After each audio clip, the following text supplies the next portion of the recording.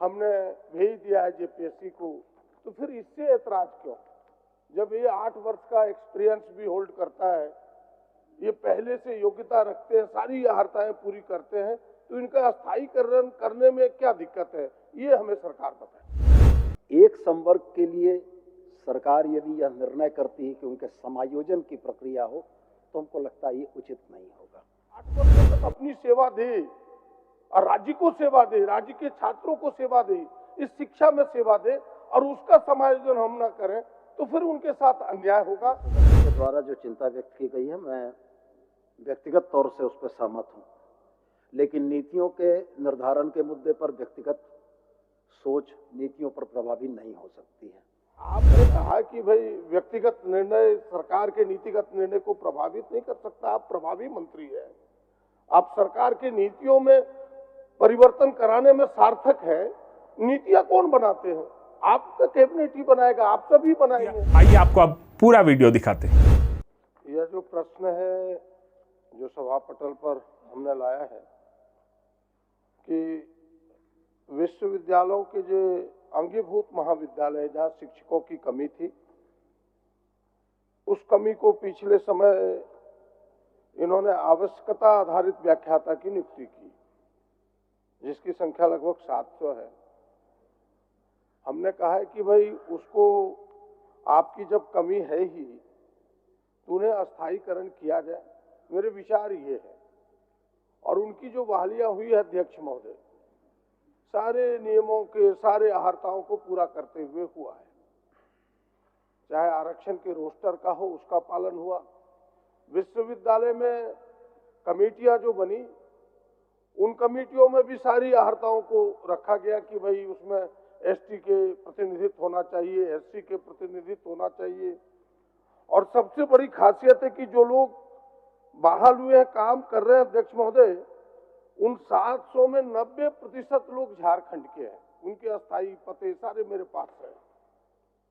तो अगर वो अर्हता पूरा कर ही रहे हैं, वो 7 वर्षों से, कोई 8 वर्षों से, कोई 10 वर्षों से, 2017 से ही ये प्रारंभ हुआ है अध्यक्ष महोदय। 2017 से ही यह प्रारंभ हुआ है अध्यक्ष महोदय। लगभग 8 वर्ष पूरा करने को है। तो हम चाहेंगे कि सरकार जब कह रही है कि हम बहालियां करने वाले हैं, हमने भेज दिया है जेपीएससी को, तो फिर इससे ऐतराज क्यों?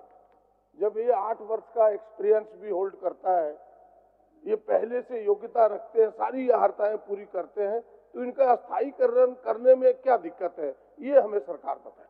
माननीय मंत्री जी। वरिष्ठ सदस्य का प्रश्न आया, ये बुनियादी तौर पर एकदम ये नीतिगत फैसला है। तात्कालिक जरूरतों में जेपीएससी को दी गई अधियाचना के विरुद्ध नियुक्तियों में हो रही देरी के चलते सरकारों ने विभिन्न अवसरों पर अनुबंध कर्मियों के माध्यम से व्यवस्था के संचालन का प्रयास किया है। यह भी वही था। माननीय सदस्य ने बिल्कुल सही कहा, 700 लोग लगभग इसमें कार्यरत हैं। विभिन्न विश्वविद्यालयों में जो बैकलॉग और जितने कुलपद थे, 2416 पदों की हम लोगों ने अधियाचना जेपीएससी को दे दी। मान्यवर, एक स्टेप या एक कदम प्रेसिडेंस बनता है आने वाले समय के लिए। हमारे वरिष्ठ सदस्य इस बात से बिल्कुल अवगत हैं कि पूरे राज्य में वैकल्पिक व्यवस्था के तहत बहुत सारे अनुबंध कर्मियों को राज्य सरकार ने रखा है। एक संवर्ग के लिए सरकार यदि यह निर्णय करती है कि उनके समायोजन की प्रक्रिया हो, तो हमको लगता है ये उचित नहीं होगा। एक स्वस्थ प्रतिस्पर्धा से प्रतिभागियों की चयन की जो व्यवस्था है, उस व्यवस्था में समायोजन उसके लिए घातक होगा। हम माननीय सदस्य की चिंता से बिल्कुल सहमत हैं, और हम सदन के माध्यम से माननीय सदस्य को इस बात के लिए आश्वस्त करना चाहेंगे कि 8 वर्षों के उनके कार्यकाल के अनुभव व्यर्थ न जाएं। सरकार इसके संबंध में निश्चित रूप से विचार करेगी और कोई एक समुचित वेटेज देते हुए उनको नियुक्ति में कुछ प्राथमिकता देने का प्रयास करेगी। अध्यक्ष महोदय, माननीय मंत्री जी ने सकारात्मक उत्तर देने का ही प्रयास किया है। लेकिन मेरा एक ही सवाल है माननीय मंत्री जी से कि मंत्री जी, आपने जो अभी अधियाचना भेजी है, उस अधियाचना में इस प्रकार के कोई जिक्र नहीं है। तो एक बार बहाली की प्रक्रिया अगर प्रारंभ हो जाए और फिर हम शर्तों में यदि चेंज करें, डिफरेंसेस करें, बदलाव करें, तो कोई न कोई व्यक्ति न्यायालय के दरवाजे को खटखटाएगा और फिर जो हम वेटेज उन्हें देना चाहते हैं वो वही ड्रॉप हो जाएगा, वही गिर जाएगा। तो मेरा आग्रह होगा कि सरकार एक पहले निर्णय ले। मेरे पास अध्यक्ष महोदय ऐसा नहीं है कि इस राज्य में लोगों को समायोजित नहीं किया गया, कई उदाहरण इस राज्य में भी है। नर्सेस को समायोजन किए गए, हमारे पास उदाहरण है। और मेरे पास अध्यक्ष महोदय लगभग 5 राज्यों की चीजें मेरे पास है अध्यक्ष महोदय, जिन राज्यों में इनको जहां जहां जैसे हरियाणा, हिमाचल प्रदेश, राजस्थान में तो अध्यक्ष महोदय 5 वर्षों में उन्हें 20 अंक देकर के सारे लोगों को एडजस्टमेंट किया गया। हिमाचल प्रदेश ने तो सीधे निर्णय लिया कि भाई इन्होंने 7 वर्षों से सेवा दी है और सारी चीज को फुलफिल करता है तो फिर उसको समायोजित क्यों न करें। हरियाणा ने भी किया, आपके मिजोरम ने किया, कई प्रदेश है जिन प्रदेशों के उदाहरण मेरे पास है।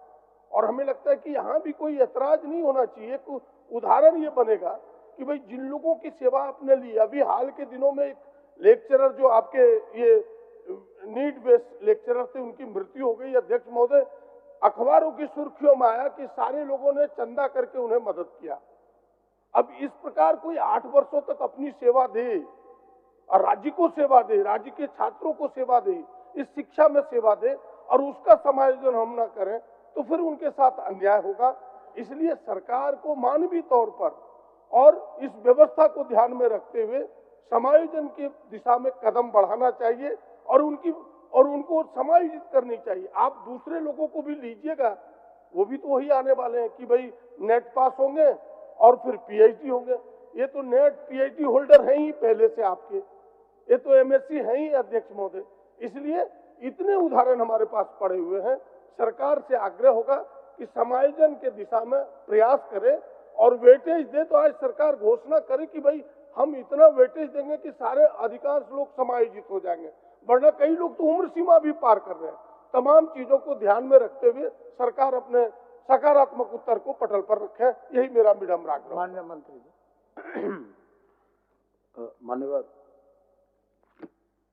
माननीय सदस्य के द्वारा जो चिंता व्यक्त की गई है, मैं व्यक्तिगत तौर से उस पर सहमत हूं।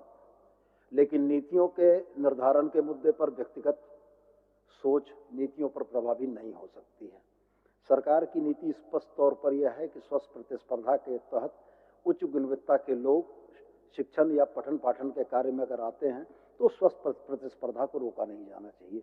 माननीय सदस्य की जो यह चिंता है कि अधियाचना दी जा चुकी है, तो मैं माननीय सदस्य को यह अवगत कराना चाहूँगा कि अधियाचना भेजी गई है। विज्ञापन प्रकाशन से पूर्व सरकार किसी भी नियम को या नीति को परिवर्तित करने की क्षमता रखती है। मैं उनकी इस बात से बिल्कुल सहमत हूँ। 2 चीज़ों पर मैं आपके माध्यम से उनको आश्वस्त करना चाहूँगा। पहला तो उनके प्रतिवर्ष सेवा की अवधि के अनुभव को वेटेज में परिवर्तित करने पर, और दूसरा, यदि उम्र सीमा के वजह से उनके प्रतियोगी परीक्षाओं में भाग लेने के मसले बाधित होते हैं तो वैसी स्थिति में हम लोग सहानुभूति पूर्वक पर्टिकुलर इन 700 प्रतिभागियों के लिए उम्र सीमा में छांट करने का भी कुछ न कुछ प्रस्ताव लाएंगे। तो मैं समझता हूं कि माननीय सदस्य सरकार के इस लिबरल एटीट्यूड से संतुष्ट होंगे और इसके बाद सरकार को अपना काम करने देंगे कि वेटेज क्या होगा, उम्र सीमा के छांट करने की प्रक्रिया क्या होगी। इन तमाम चीज़ों पर हम लोग विचार करके जेपीएससी को सूचित करेंगे।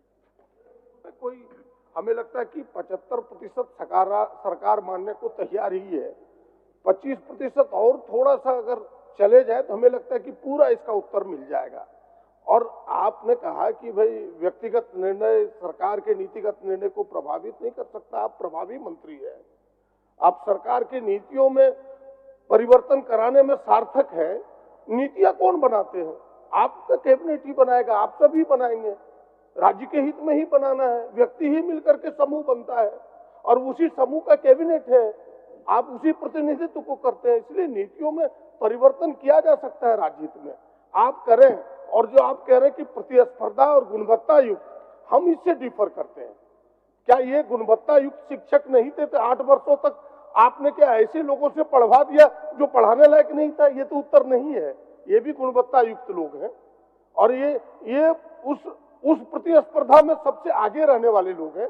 आपको अपनी सेवा दी है, इसलिए अंत में इतना ही आग्रह होगा कि और 25% सरकार प्रयास करे ताकि इनका समायोजन हो सके। आपके सकारात्मक रुख है, मैं सरकार को इस रुख के लिए धन्यवाद देता हूं। लेकिन मेरा फिर विनम्र आग्रह होगा कि ऐसे लोग काम कर रहे हैं, काम करने वाली की लंबी लाइन लगेगी कि सरकार में अगर हमने सेवा पहले दिया तो हमें बाद में वेटेज मिलेगा, ये भी तो एक संदेश जाएगा। तो आपके कम पैसे में भी अधिक लोग 8-10 वर्षों तक सेवा दे पाएंगे। इसीलिए सरकार से फिर से आग्रह होगा कि समायोजन के दिशा में आपका कदम बढ़े, इस प्रकार से वेटेज दे ताकि ये समायोजित हो जाए। बस इतना ही कहते हुए अपने विचार को यही विराम देता हूँ। धन्यवाद। चलिए एक बार विचार करिए, आगे बढ़ते हैं। माननीय सदस्य के सुझावों के आलोक में हम लोग प्रयास करेंगे कि और बेहतर निर्णय किए जा सके।